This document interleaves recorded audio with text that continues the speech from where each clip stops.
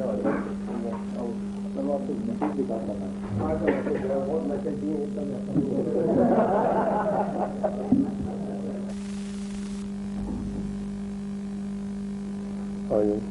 to. Thank you very much for your welcome, and thank you for all the trouble that you and your officials have taken to make such excellent arrangements for my colleague Joan Wally and myself.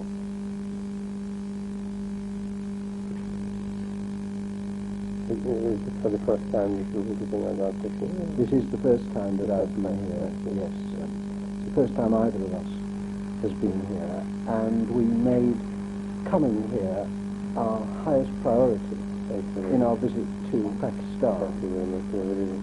We told, when the Pakistani High Commissioner in London was kind enough to invite us, we told them that after we had arrived in Islamabad, the first place we wanted to visit was, and here we are. Thank you very much.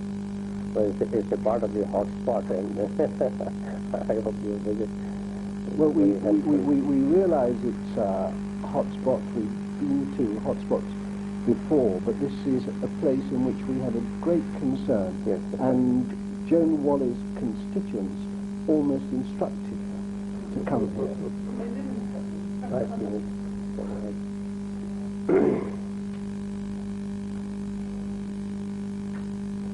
And how long are you staying in all in Pakistan and Azad Kashmir? We've been in Islamabad.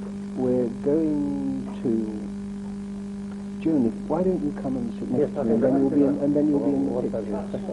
You're certain to be in the picture. If you don't feel comfortable that way. No, it's just that we want to make sure that Joan is in the television pictures, and I hope that's acceptable to you, because we don't know the angle of the lens. Absolutely. I don't know if I We can put these chairs here if you want. We're here. No, we're very happy. We're very happy. We've been in Islamabad. We're here.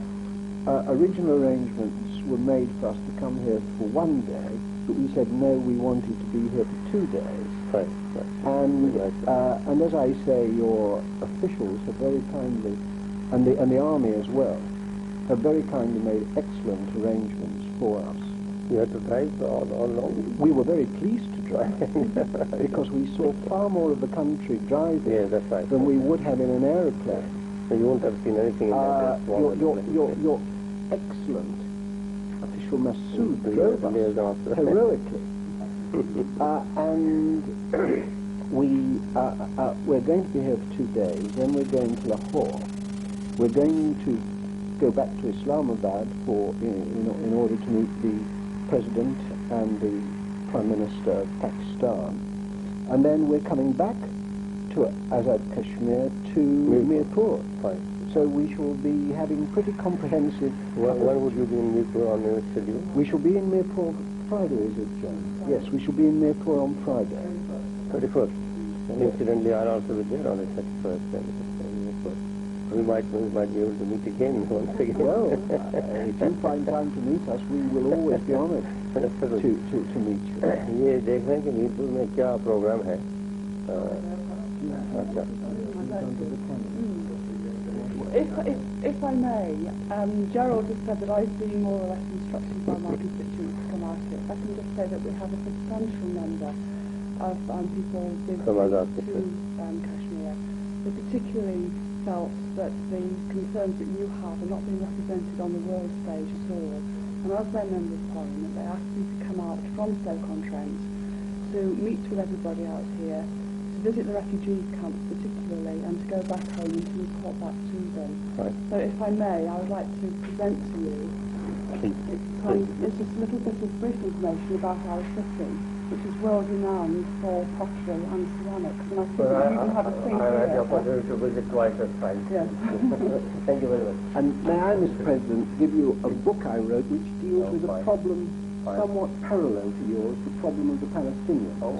So, if I may, I will give you that. It's a very important Palestinian problem. Thank you. Thank you very much. हमारे यहाँ से भी कोई literature इनको I hope you will be able to. I believe we have someone, is it Mr. Yassin, who's the Minister for Food, who... Mr. Yassin, yes. Yes. Yes, that's right. You want him to come here or just? But he was in Stoke-on-Trent about 6 months ago. Yes, that's I right. met him. That's Yes. right. That's right. That's right.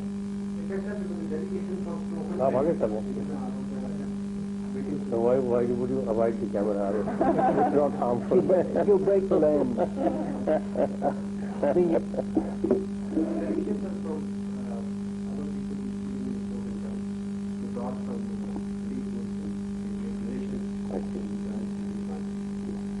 That's fine. There are a great many people who originate from here in Britain. I have a small number in my constituency, but nearby in Rochdale there are very many thousands. Well, do you know, Mr. Kaufman, that of the Pakistani community, I believe to be Pakistani community for our own consumption, more than 75% are people from Azad Kashmir. Well, as I say, there is a considerable number, and when I went to Rochdale in December to speak for our Labour candidate, because at present we don't have a Labour Member of Parliament in Rochdale. Right. It's a Liberal.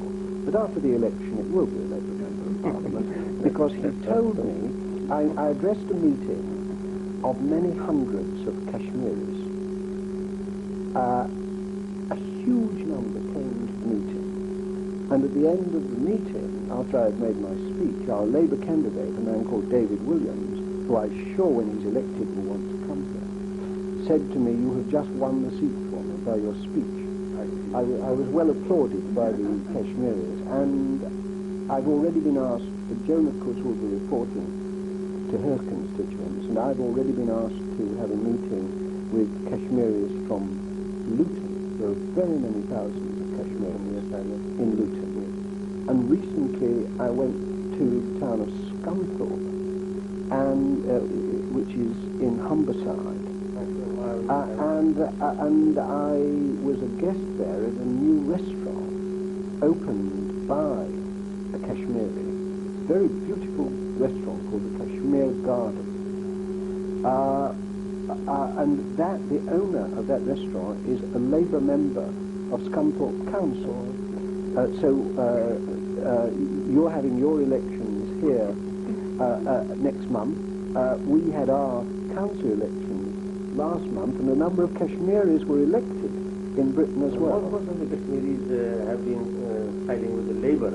That's because they're extremely sensible people. Thank you very much for the compliment. I'm afraid it's a rather conceited compliment. If I may say so, we've come here because we are aware of the enormous concern that is felt about this problem, and we feel that it's one thing to talk about it remotely, and of course one can't go to every place in the world where there is a problem. It's not physically possible, and one must be able to form one's opinions about world problems even if one hasn't necessarily visited a place where there is a problem. But in view of the fact that in this case not only is there a profound problem, but also there are very many people resident in Britain, and indeed with British citizenship, who are intimately connected with the problem. That's right. Joan Wally and I felt we must come here personally in order to be able to see what is taking place here and to report back and to help us when we become the government, as we believe we have a good prospect of being. It has been our ardent desire, as a matter of fact, and I, in the past 5-6 years, they were very hard to invite people from foreign countries, particularly the politicians and diplomats and electors, to come and see the problem for themselves. It's not possible to explain it without knowing the thing, and we're really grateful that you have found time for this.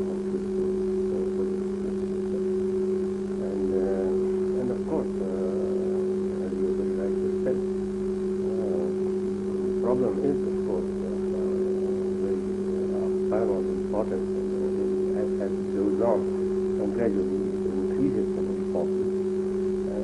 It is rather, we've been saying so, but we did not really attend to it because it was too small, coming from too small people.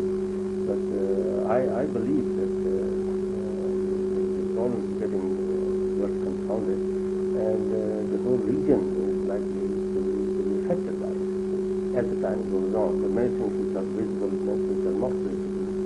And generally the world community would not like to admit new problems psychologically. Nobody would like to admit new problems, but of course the problems do come up. And here in Pakistan and Azad Kashmir, this is a problem which is of absolute paramount concern. Even about, I think in 1986, I addressed the Pakistan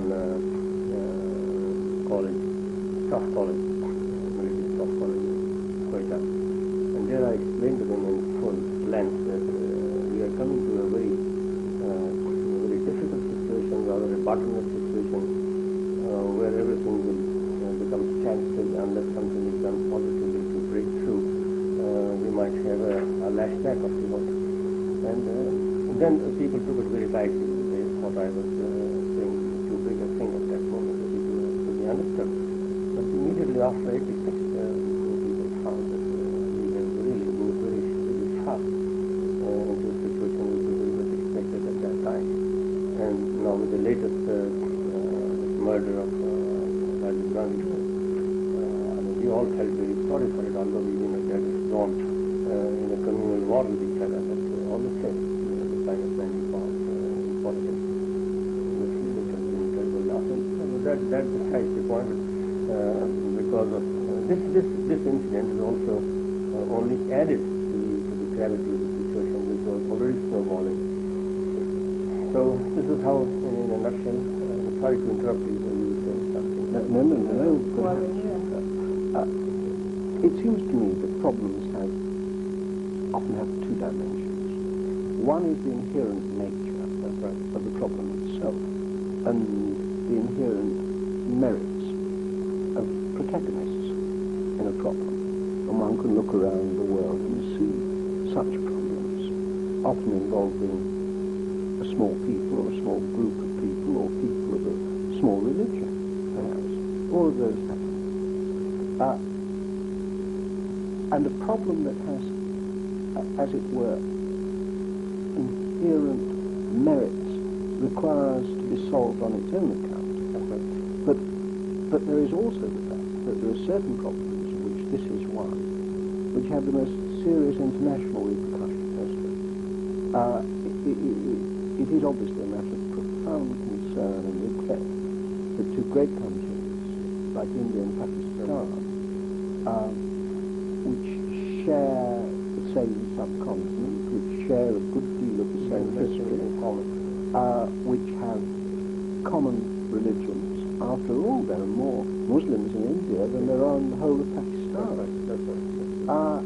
It's a matter of profound concern that two great countries should have their relationship impaired by a problem that involves them both. And therefore, as you say, it does have regional implications. And when you have a country of the enormous size and population of India involved, then it has very wide repercussions insofar as it affects Muslims. And of course, Muslims in every country are concerned about it, whether or not they're Kashmiris, whether or not they're Pakistanis.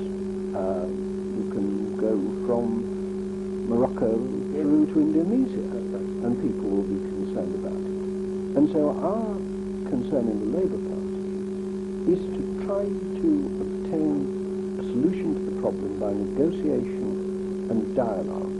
I was extremely encouraged by what the Prime Minister of Pakistan said in India only the other day about wanting a solution by negotiation. I also strongly agreed with what the former Prime Minister of Pakistan, Benazir Bhutto, said when she was in New Delhi, and that, namely, that it needed to be solved. It needed to be solved under United Nations auspices, when we were speaking to the chairman of the Senate yesterday, he used a very good phraseology when he said that it needed to be solved in the United Nations framework. And we strongly agree with that. And the Labour government would seek within the United Nations to get a solution which obviously India and Pakistan must agree to, because there cannot be a solution imposed on two such large countries. It must be a solution to which they agree. We would also do something that in a forum to which we in the Labour Party attach particular importance, namely the Commonwealth. In view of the extremely welcome return of Pakistan to the Commonwealth, we believe that that should be a forum in which the problem should be approached. And one notion I have, which I would seek to explore if we became the government, was to see if, as in the case of the South African problem, perhaps the Commonwealth could appoint an eminent persons group to look into it. Well, we're anxious to obtain a solution. We're sure that the solution must be obtained through negotiation. We're completely opposed to any attempt to secure a solution by violence, by anybody. And that being so, we will, as a Labour government, have it as one of our important concerns when we become the government. We don't in any way believe that somehow we have got a panacea that has escaped everybody else, but at the same time we will make an effort. May I also add, we've also been very instrumental in setting up an all-party parliamentary group on Kashmir. And that had an inaugural meeting a few weeks ago now, and it's comprised of both members of the House of Commons and also members of the House of Lords, and it's chaired by Max Madden, who is the MP for Bradford. And certainly those of us who are concerned are trying to see what we can do through that group at this particular stage. Clearly, we think it's important to do what we can until we get the Labour government.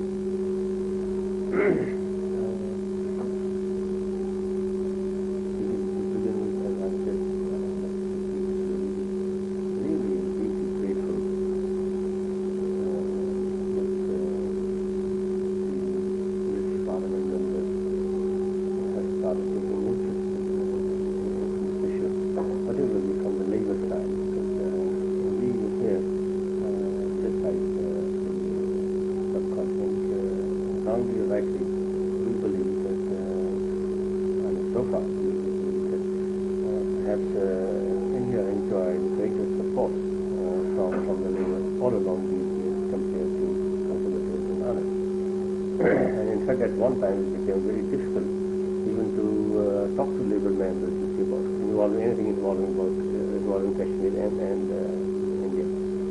But now as it is, we're really grateful, and we hope that with your taking interest in the matter, certainly things will be settled down and will be resolved. Many of the things which need to be resolved will have to be resolved. And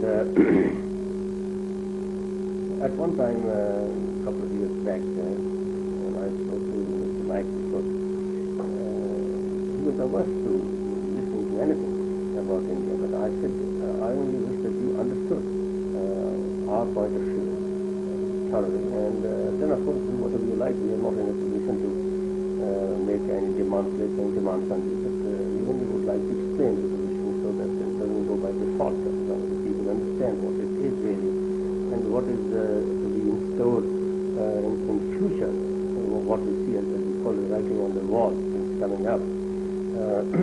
Then this association will surely lead to, of course, a better situation. A few things which are involved in this problem, and this is that primarily the Indian stand on Kashmir, whether you are or anybody else is in a position to say something about it or not, but as long as it is thoroughly understood, what is the justification of that stand, and how long can that stand be sustained and whether it can carry on, and what would be the expected results of this step. I honestly, genuinely feel that this situation where we are today, India and Pakistan, talking people, very eminent people, talking about the breakup of India and breakup of Pakistan and all these things. This is solely because of the particular attitude of calling Kashmir as an inseparable part of India. This has led to many bitternesses, irritations, and adverse positions, as a matter of fact, which could not be reconciled or compromised so far. So this is one aspect which needs to be again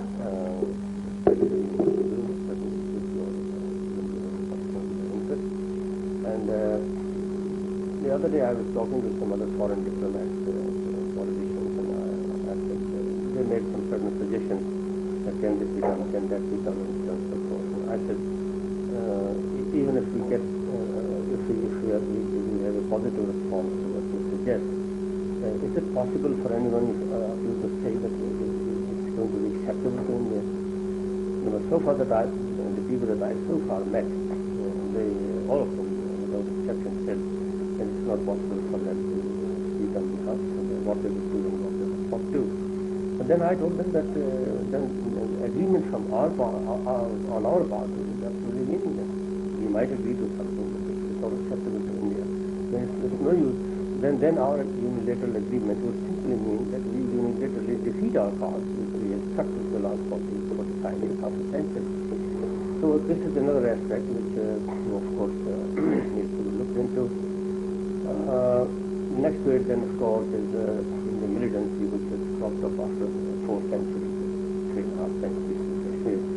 The most pacifist people on the face of this globe have been the Kashmiris, who would never even dream of talking about warfare and taking up arms and things like that. They dreaded all that, but they have now risen. I was generally speaking to the people, I say that if they have taken 400 years to take up arms, they should take at least another 400 years to lay down those arms. But it's just human psychology, no matter what.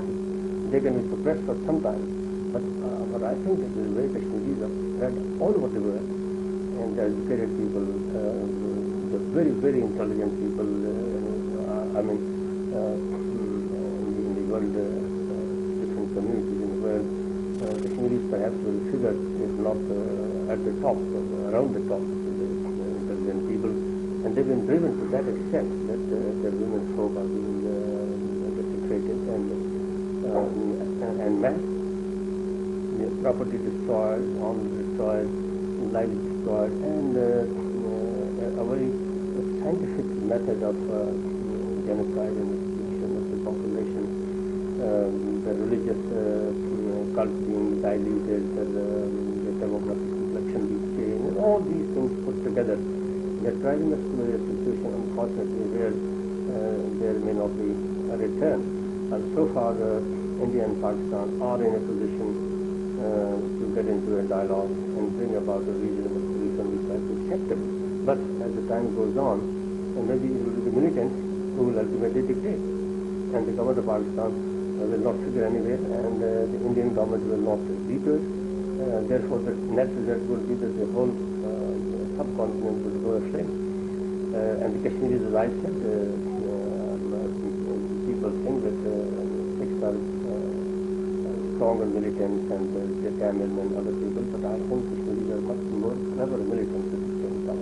They might go to any extent when they find that they have no escape, they would just hit back. So this is yet another. And then, of course, the political leadership on both sides of the ceasefire line.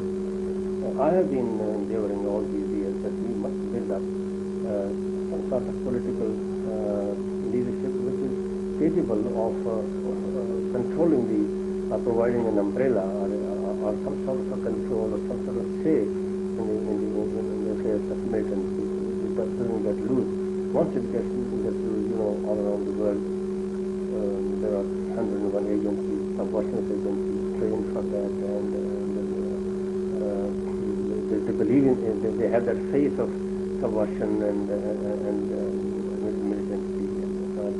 So we've been trying to forge out a kind of political system where the problem ultimately has to be decided politically, and it has got to be decided politically, because if there's no two opinions, that there can be no military solution of this issue, and of many other issues, unless, like the allies in Iraq, the whole world gets around together and resolves the militant issue, otherwise it will not be possible. So we have not very much succeeded in that, but the people that I've discussed so far, I've been telling them that we must try and find out some sort of a workable arrangement on the political plane, on the both sides of the ceasefire line, which could take the responsibility, ultimate responsibility of controlling the militants before they get out of control.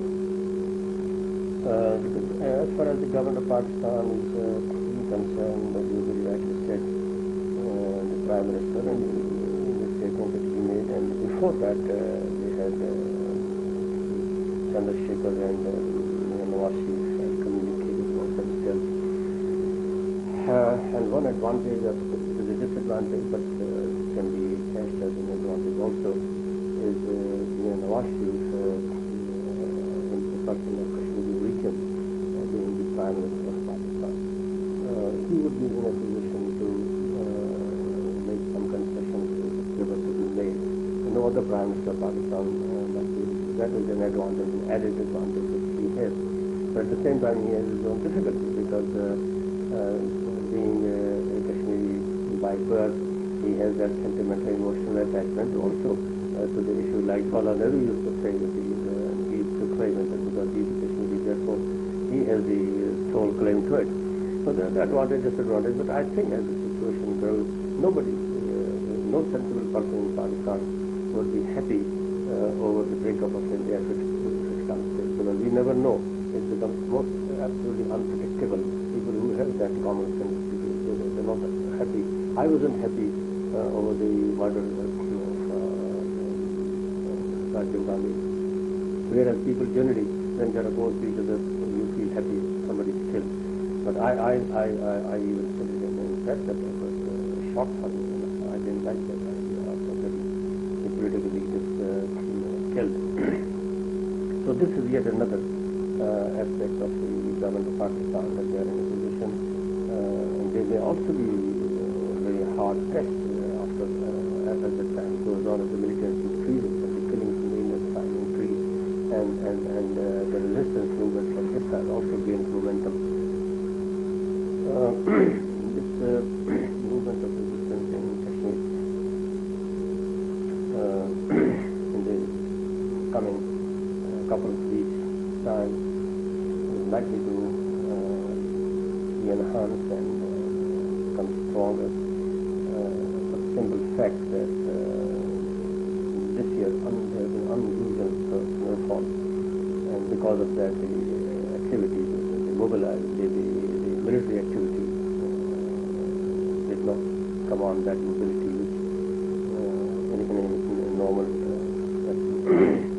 life. And the same for the militants.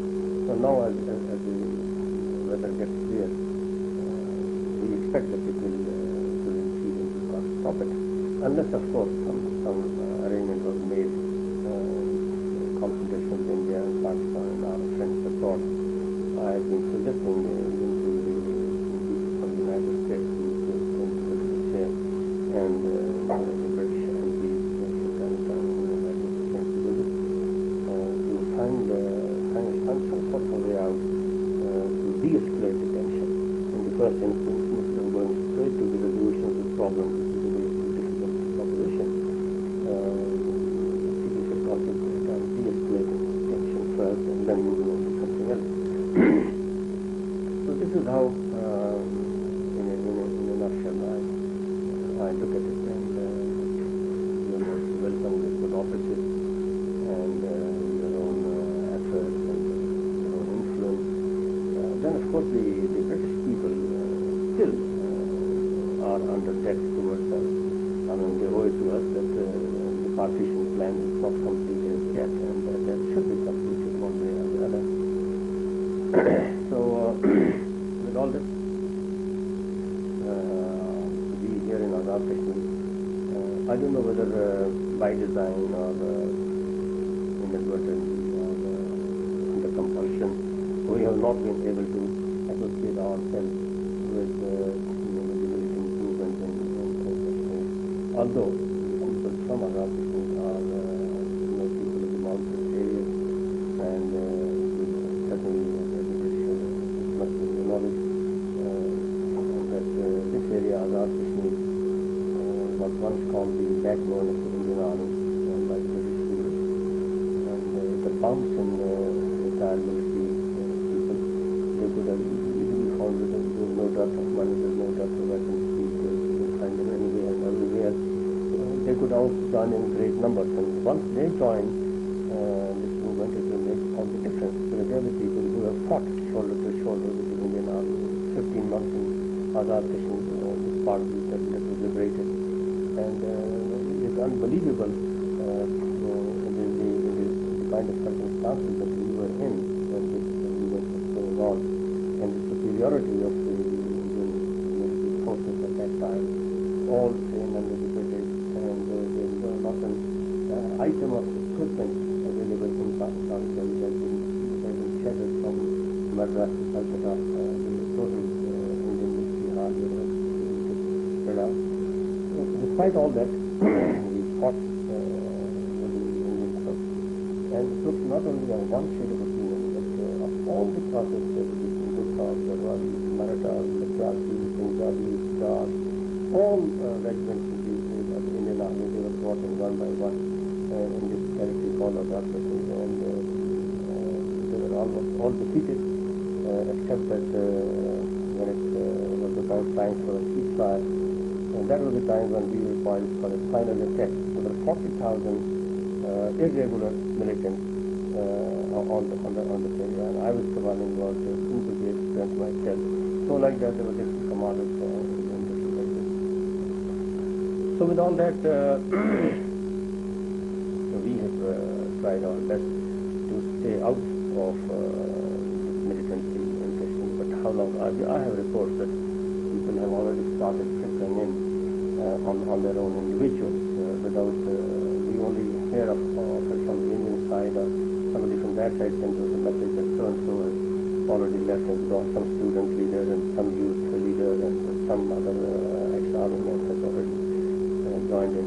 When this happens, if it does ever happen, then the people in Azad Kashmir will invariably be joined in by the people in the frontier as they did in 1947. We never invited them, we never called for them, but they, on their own, when they found that we were just here, people from Punjab and frontier, they joined in. And then Afghanis, they have a lot of arms and training, and they're militants by birth. They don't have to be even trained. They have also been itching to join in this movement. So all this can lead, and these are the possibilities that I am just pointing out, which are quite visible, and it's not an invisible possibility.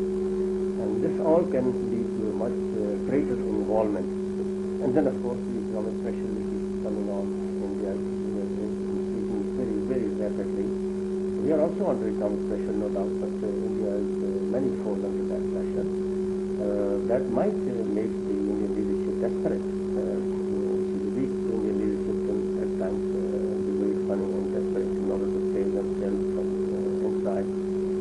They might go and do some sort of military showdown, maybe a very limited one in Azad Kashmir, which they have been already contemplating, and they have been firing along the ceasefire lines, very severe firing, and in Atmo on this side that you might perhaps not be able to do that because they're firing. More than 20,000 people have already been uprooted just by gunfire, and that also so far is medium gunfire. They have the capability of increasing the range. They might take on even next time. So all these things can aggravate the situation because of the kind of situation in India at the moment. So there, as I was saying, let me I was saying,